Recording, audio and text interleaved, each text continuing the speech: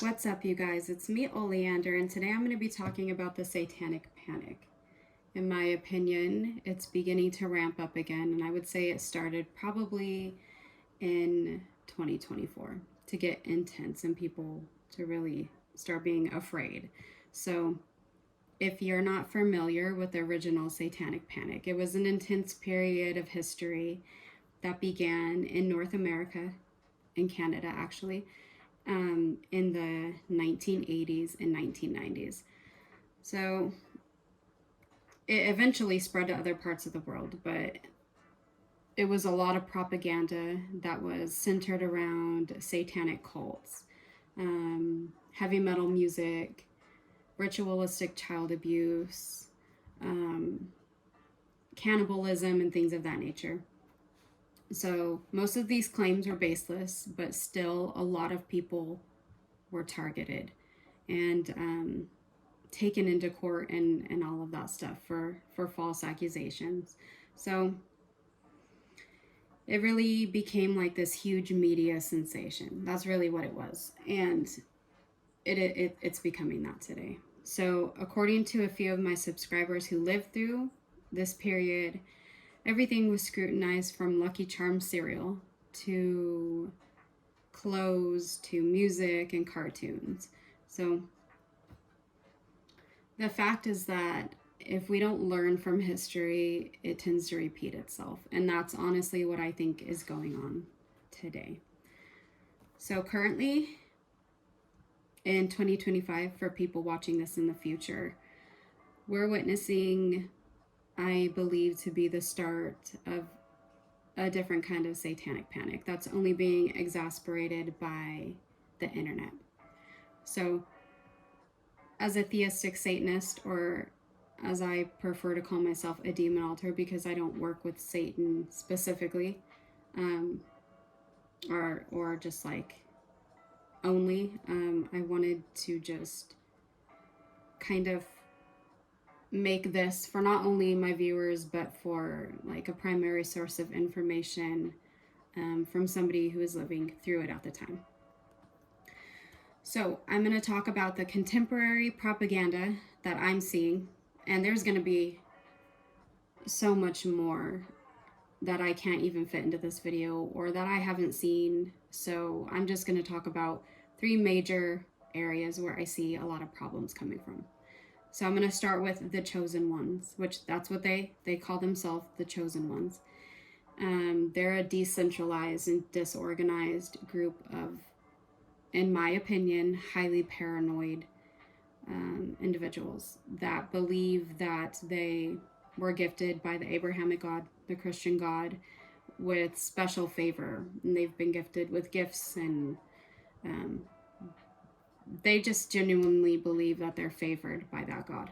And I'm not talking about the Jewish people, because we all know the Bible says that those are his chosen people. I'm not talking about them. So these chosen ones believe that satanic cults stalk them, that Satan is constantly sending satanic people to wear them down, that all witchcraft is evil and witches want to destroy their finances, food, and so on. In my opinion, they really are one of the major contributing groups to this type of panic that is ramping up.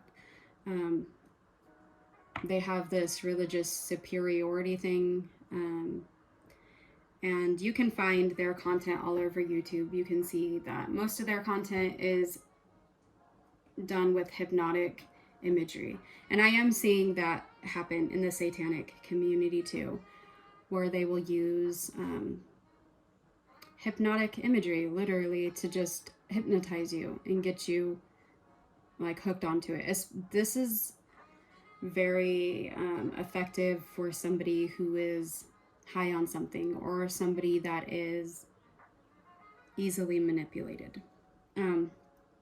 So watch out for that kind of stuff, because it happens.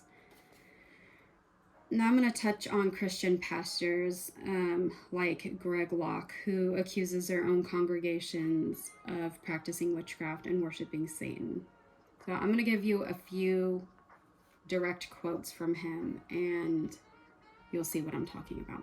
So just imagine for a second that you're sitting in church and your pastor just randomly starts saying that we got first and last names of 6 witches that are in our church. That's one of the actual quotes. So you're sitting there in church and he just yells this out and you're like, what the fuck, who's a witch, you know? Because they're so scared, right? So he goes on to say stuff like, you has so much cough wrong and I'll expose you in front of everyone in this tent, you stinking witch. Right? So if there's pastors in church doing this kind of stuff, it's going to cause hysteria. They're going to start pointing fingers at each other. It's going to turn into this whole Salem witchcraft trial thing that we already saw. The funniest thing about that guy is that he says he got his information from a demon. So he's talking to demons. All right, there's also the ex-witches who have converted to Christianity. They claim all kinds of things they did when they were active in witchcraft. Most of them are asinine. They say that the whole purpose of witchcraft is to target Christians specifically, which we know that's not true. We are not obsessed with Christians. We honestly don't really give a shit what they're doing. A lot of us have already gone down that path and discovered that it's not worth going down. So they say they were doing stuff like cursing objects in stores and a bunch of other ridiculous things that I wouldn't even consider witchcraft. There's another witch on YouTube who does videos on this topic. You can check them out. Her channel is called Kelly Ann Maddox. And just because I mention her here doesn't mean she supports me and doesn't mean I support her in any way. So I just think if you guys are interested in that topic and seeing what these ex-witches are saying and the kind of propaganda and fear that they are pushing, she covers it on her channel. And those videos are highly entertaining, so go check them out. Most recently, I have noticed that artists in the entertainment industry are pointing fingers at each other. They're saying, oh, my competition is a witch. They're doing satanic rituals and blah, blah, blah. In the country rap lane right now, there is a little bit of that going on. So they're saying that their competition was feeding them bloody spaghetti and all this shit, doing witchcraft on them. None of those motherfuckers are doing witchcraft. They're all white Christian males who are all huge sinners. They don't live Christian at all. I'm going to go ahead and say it straight up. I live a more Christian life than those fucking dudes do, okay? Besides the fact that I worship demons, I would go ahead and say that I sin a lot less than them. So even though that kind of stuff is highly entertaining, it's funny, I'm not gonna lie, it's comical to see them doing this stuff. It's also contributing to the misconceptions and the fear, religious persecution. When people with a lot of followers do stuff like this, it can really cause targeting to individuals that practice witchcraft, which we have every right to do. And you would think that these American patriots would understand that we have the right to do this. It's in our First Amendment. But it also just kind of makes a spectacle of us. And our practices are much older than their religion. They're ancient. And our gods are much older than their God. And they're just kind of making a spectacle of it. And I don't appreciate that. So those are just some of the examples of the misinformation and targeting of people for their beliefs that are contributing to this new hysteria. I know there's so much more and some that I don't even know about. So if you do have any to add, just go ahead and put them in the comments below because I'm very curious. I'm very curious. So as you notice, I didn't touch on the topic of the political atmosphere and the push for Christian nationalism because I really don't like to get political. People can believe and think and do whatever they want. If you believe that we should overthrow the government and whatever the hell, that's up to you, okay? I myself am a American patriot. That doesn't mean that I agree with everything dude's doing, but it just means that I love my country, I love my military, I love my vets, all of that. I like to be American because I have the freedom to sit here and say this kind of stuff, and I have the freedom to practice what I want, and that makes me proud. My children have the freedom to do what they want.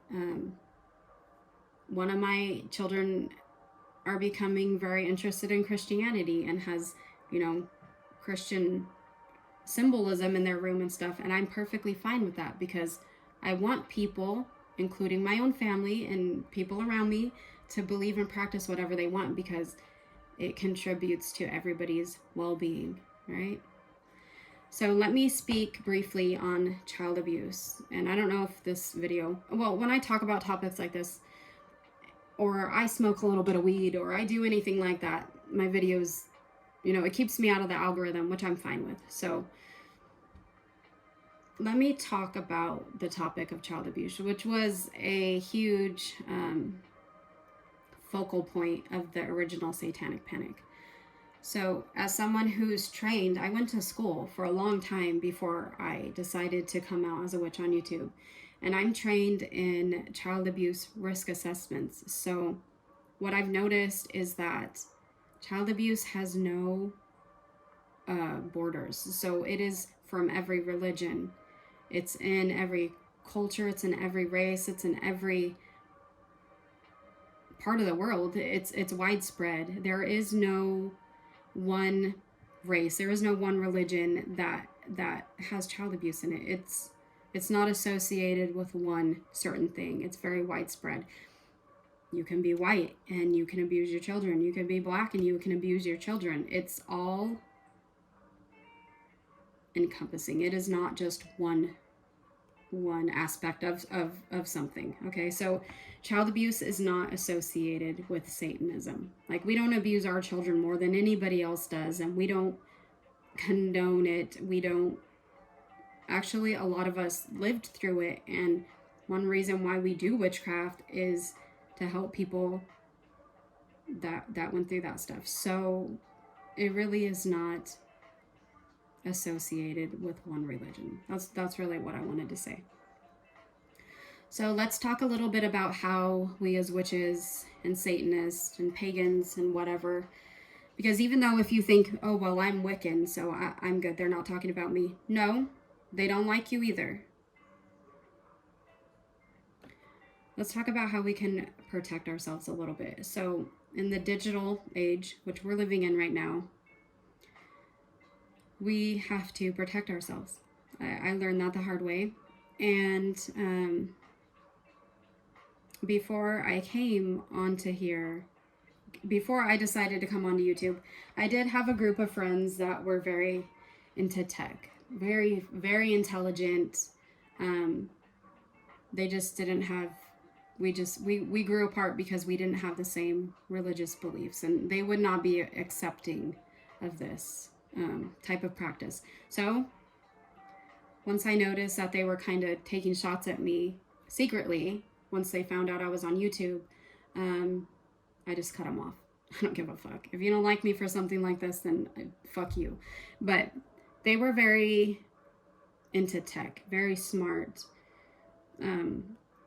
So we talked a lot about that kind of stuff, and I learned a lot from them. So I want to give you guys some advice. My advice is to change your passwords once a year. Make sure your Wi-Fi is secure. Don't log into public Wi-Fi's. Like, if you go, I don't even know, because I don't go to places like that. But I do know, like, if you go to an airport, you can log into their Wi-Fi. Don't do that.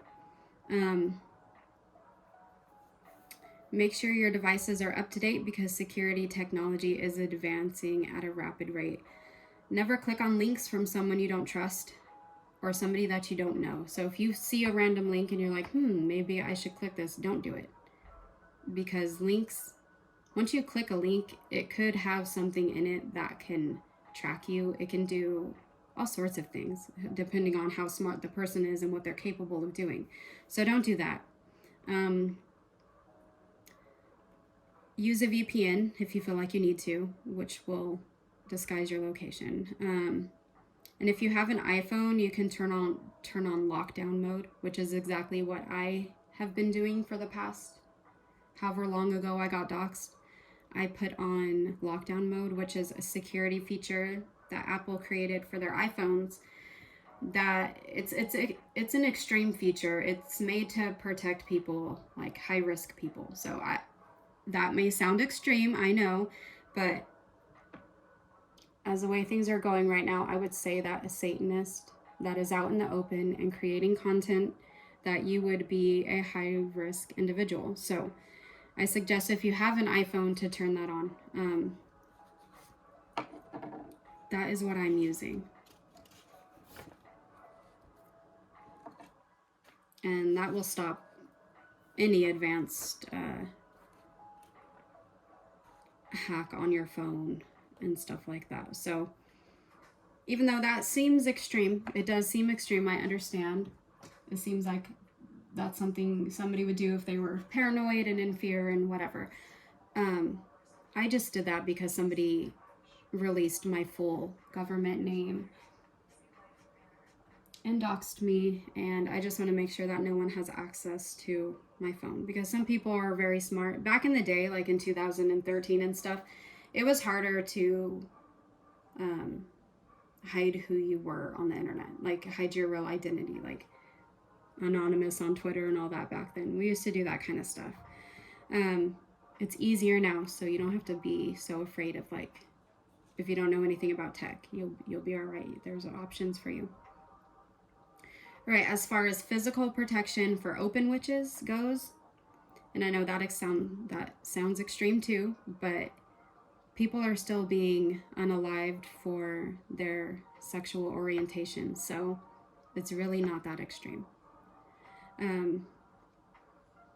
I suggest carrying something for self-defense. So make sure that whatever you're carrying is in accordance to your area's laws, because every state is different, of course. In other countries, I don't know how it works there, but in my state, we have an open carry law where we can carry guns as long as they're visible without a permit.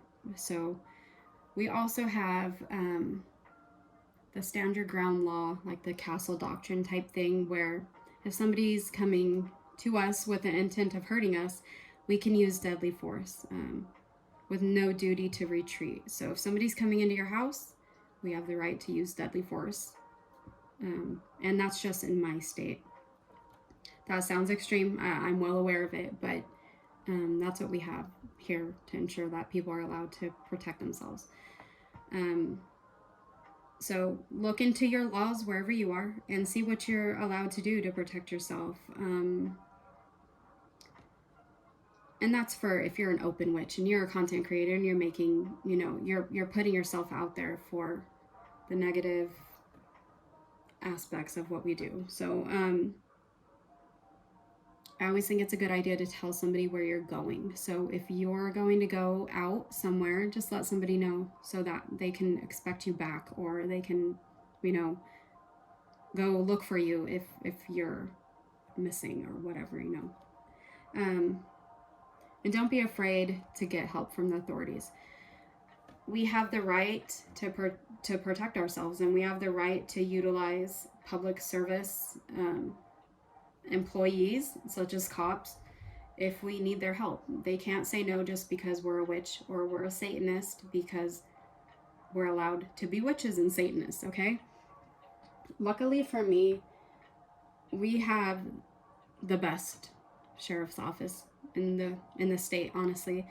And I honestly do believe that if that ugly little Travis Decker guy who unalived those 3 babies, I'm so mad about that. I would love to have a daughter, but I can't have any more kids. So to see somebody do that is just like crazy.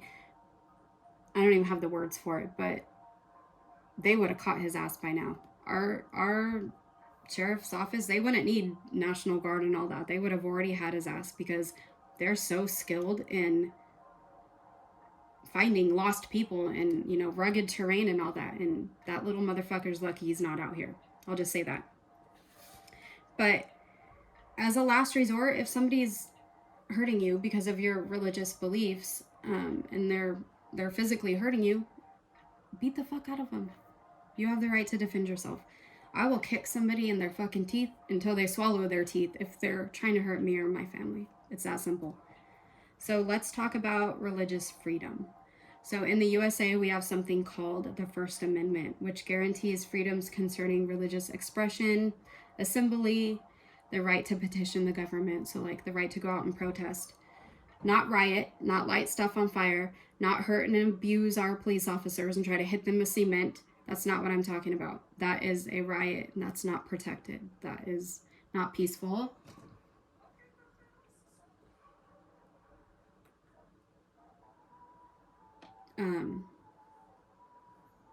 But for the purpose of this video, we're going to focus only on the freedom of religion aspect of the First Amendment, which guarantees freedom of religion, ensuring a separation of church and state. So this allows American citizens to practice whatever religion that they want within the confines of the law, of course. So you can't do things like sacrifice someone, you know, for your religious beliefs. That's not allowed. We don't fucking do that. We don't put bodily fluids and poisonous things into people's food for them to eat and stuff. That's poisoning somebody, or that's using a bodily weapon or bodily fluid as a weapon or something, okay? It's just asinine. We don't do it. It's just propaganda, and it's to make people afraid, okay? As long as you're practicing your religion without breaking any laws, then you have the freedom here to practice it without interference from the government or without fear from the government. So someone could get on the phone and be like, I don't like this bitch. I'm going to call CPS on her, whatever the fuck these weird bitches do, okay? If you call CPS and say, this lady's worshiping Satan, they would screen the call out because they have no authority to bother somebody because of their religious beliefs, because that would be a violation of our constitutional rights. This includes Satanism, this includes witchcraft, Wiccan, all of that, every religion. So religious freedom is included in the First Amendment for a very specific reason. And that's because the Puritans and the early settlers came here to escape religious persecution. So it's really that simple. Religious freedom is important because it maintains the peace. It really does. It maintains the peace. It promotes freedom, which we love in our country, right? Diversity and coexistence. That's really why it's important. Those are all things that need to be maintained and fostered, in my opinion, okay? So let's take a minute to talk about other people's experiences and concerns. So one of my subscribers described a situation where her work sent out an email that asked them to report on anti-Christian bias. And in my opinion, Christians are not a minority religion. They're very popular. Their propaganda is everywhere.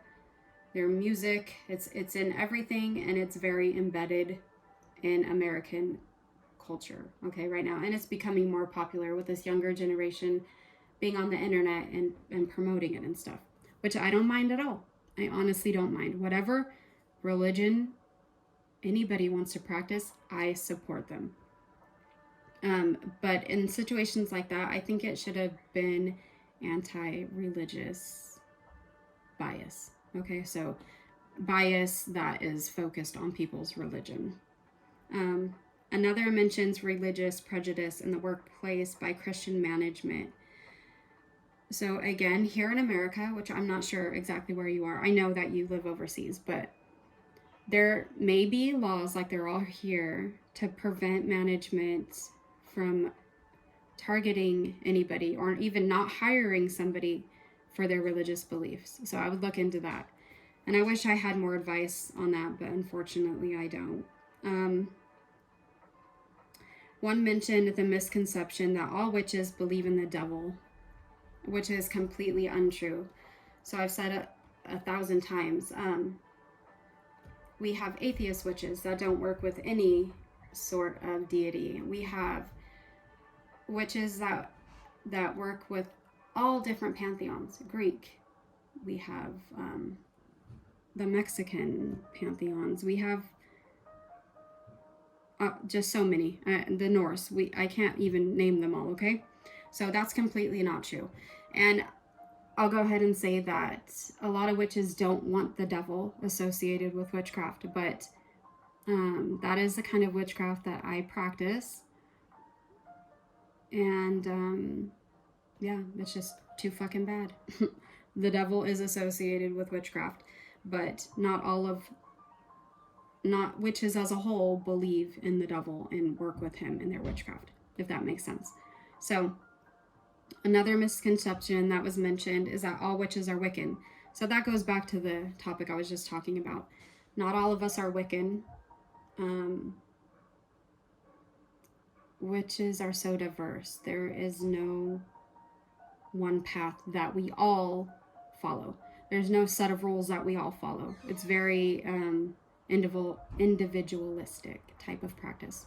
So those misconceptions are not true. We're not all Wiccan, and we don't all believe in the devil.